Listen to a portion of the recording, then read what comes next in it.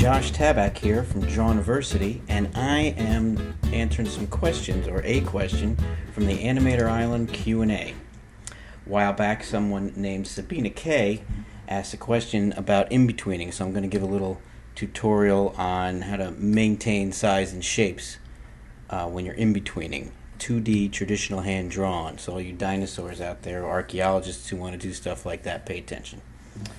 She says, when I'm animating, the character gets smaller, even when all the keyframes are the same size. Somehow I manage to draw every next in-between smaller, and the result is my character growing and shrinking on screen. Any advice? So, I said, thanks for your question. Excuse me, a little Peter Brady action going there. Are you animating on paper or using software on the computer to draw? And I asked this question because there's basically the main technique you would use to fix this problem is what we call flipping your drawings. Not rolling your drawings. Actually, some people call it rolling, some people call it flipping. There's people call both the same thing. One type of flipping or rolling is when you hold your drawings in both hands and you flip them to see how the motion is. Another type of flipping is when you're drawing and your paper is on the peg holes and on your light table.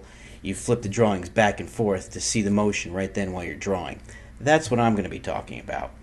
So we're going to do a little virtual flipping on the computer, even though on the computer I guess it would be called toggling, but I'm going to refer to it as flipping. She says she usually animates using computer software. So then the next questions I asked her, what specific software are you using? And when you in-between, do you usually do so by onion skinning or by flipping? She says she uses TV Paint, which I haven't used, but I've looked it up. It looks like a great program, and I see a lot of the results from it are really nice.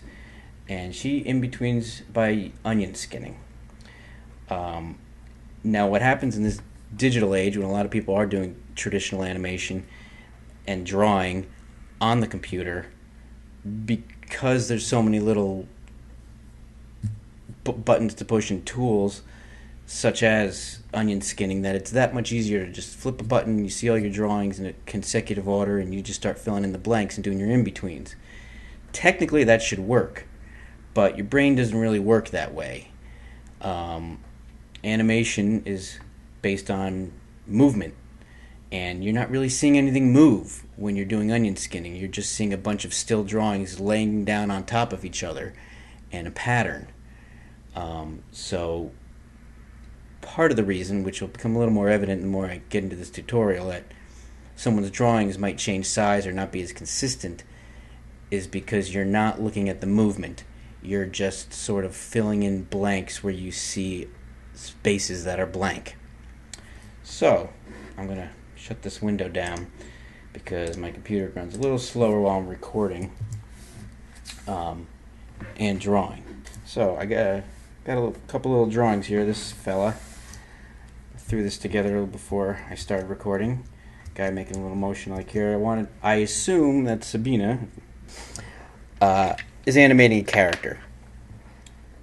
So I figured let me do something simple that would cover a lot of ground as to a bunch of different ways someone may be in-betweening. So we got this little guy going here. He's doing a pretty simple movement. Now what happens is, let's first, if you want to be technical about it, go old school. There's your first drawing. Drawing blue there. There's your first drawing. And there's your second drawing. So we're going to add a third drawing in the middle. We're going to go 1A. So here, right now I am animating in Storyboard Pro.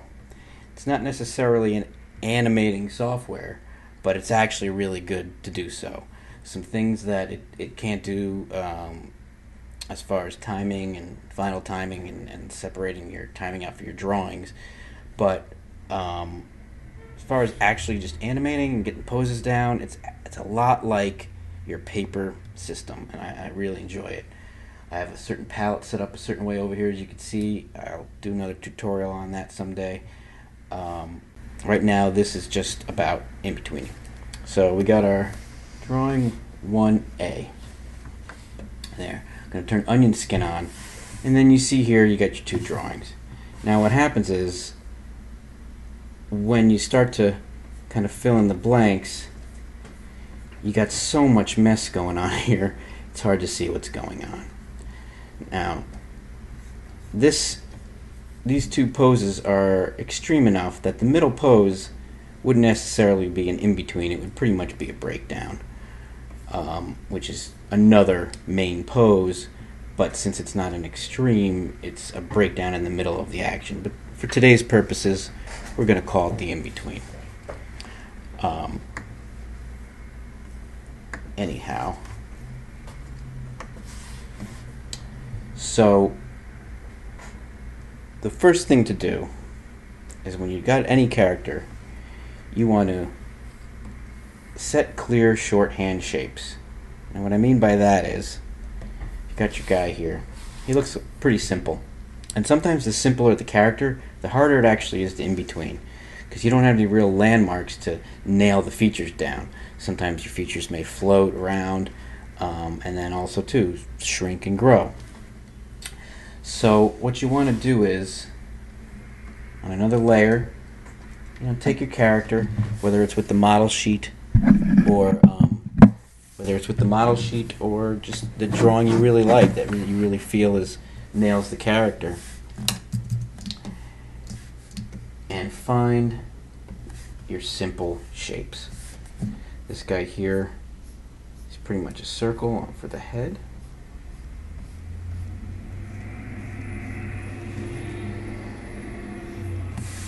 Might point a little smaller here. And if any of you watching this want to know how I'm doing one technique or something or another technically, like if you see me using a tool you're not really sure how I'm doing that, please leave a comment on either Animator Island or JasonElrod or this video, and I'll be sure to answer that. So you find your key line, which is your center line.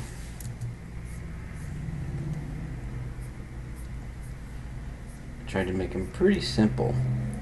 Now here, even though it looks like this is just one shape here, this is a pretty big shape. The circle might be pretty, the sphere might be pretty big, but it's a sphere. And we all know when a circle or a sphere doesn't look round. You can see that easily. This shape here is a little more ambiguous and we might be off. So what helps is to add some landmarks or other structures. So if you add a shape for the chin like that, it can help you nail things down, because now you can see your eye picks up this space in between the circle and in between the top of the chin. Whereas before, this shape, this distance, you could get that wrong while you're moving them around. It's just that much more difficult. You could go even simpler also too. Let me back up for a moment. Finding where the eyes lie on the head is also very important. You can do things like, that this center line goes through the middle of the eyes. Some people like to have their center point so the eyes sit on that key line. Usually the center line of the face going north-south hits the bridge of the nose right here. You can see where it hits the bottom of the nose can be, I can change. So right now we'll do it where his eyes sit on it, on that line. Now you could go even simpler than what I'm doing here. Oh, I shouldn't have done that. Let's see, bring it back up. You can go even simpler. Do this in purple. And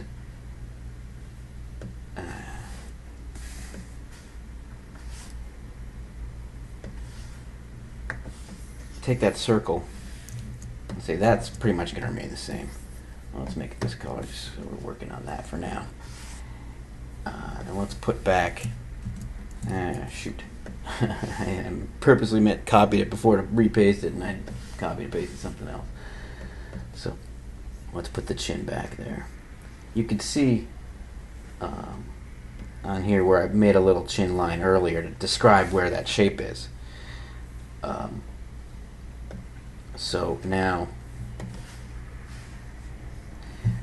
we could go even simpler and not worry about the arcs. You know, this arcs in, this arcs back like that. If you want to go super simple, just do some straight lines. It's a little messy there.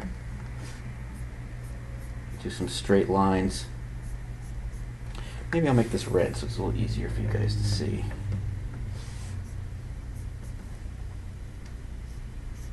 And you can even cut it in half like that. This way you know that, let's say, later on when I draw this guy, I'm just going to, put him in another pose like this. You know that this center line splits the chin in half. So if you round this out, you know it's going to be even on both sides. Or actually, if you look at what I have here, it's not quite even. Just generalizing at the moment. But then you can take that into consideration, and now when you look at this guy here, you can see this shape that I'm coloring in right there. It's a very small sliver. So while you're drawing this shape here, when you go to put in the detail, it's just a small sliver of a chin. Anyway, that just to get a little bit of a head there. So turn that off. So let's get back to this. So if this is our shape here, and then this guy, it's going to be the same thing.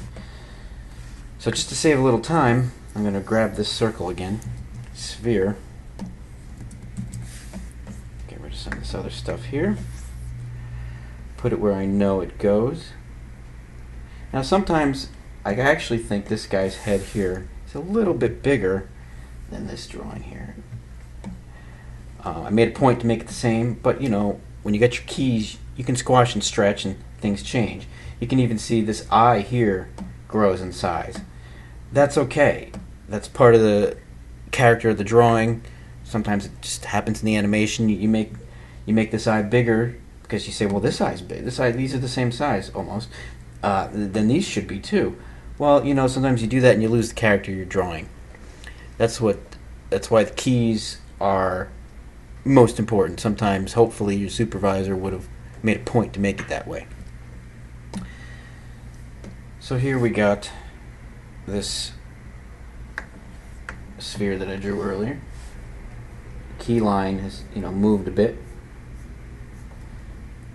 center line, and then the key line for the eyes I'm going to put according to my drawing. Now originally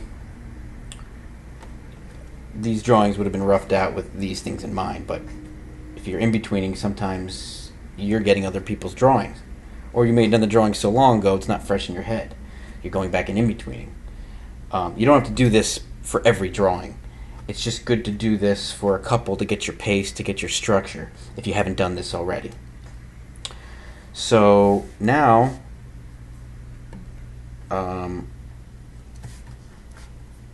let's go for the chin like we had before in the other drawing. And you can see when I flip the two, you see that move much clearer. It's a lot easier to move that than a bunch of lines moving around that your eye has to follow, because your eye, your brain, they look at all these little shapes. You got the two eyes, you got the nose, you got the mouth, you got the eyebrows, you got the hair. Your eye's picking up all that, and while it's moving, your eye's saying, okay, everything's moving. The eyes, the nose, the mouth, the hair, everything's moving. But if you do this, and this is what your eye is looking at, your eye is, let me turn this off just for a moment, turn the heads off. your eye is just looking at these simple shapes.